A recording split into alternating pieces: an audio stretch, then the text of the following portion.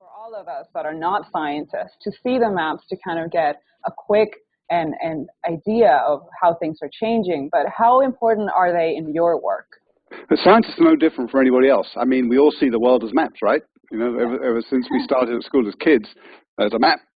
And I think that's the way people are trained to visualize how things look and how they change and the rate of change. So a lot of the tools we've developed are just smart maps. They're just different ways of looking at information on the surface of the Earth or in the atmosphere that changes through time. We use all kind of really nice tools just to make cleverer, more understandable maps. But they're still maps. And you use them to communicate those results as well.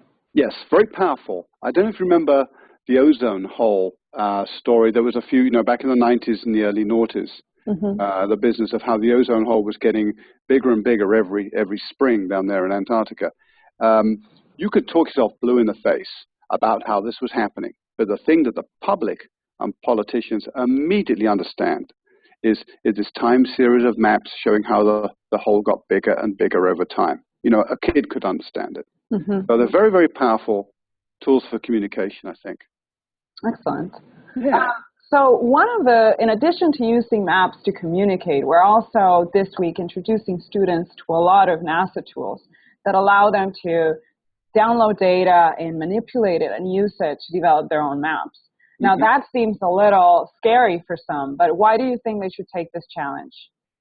Oh, this is the way to basically make the best use of the rest of your life, to try and develop the tools and software to take all these, gazillion points of data and map it out in a clear way. That's taken some very smart people many, many years of effort to make something that's quite difficult and time-consuming simple and straightforward. So I would advise anybody who's getting into the business, get friendly with the tools. They will save you years of your life and give you a reliable result.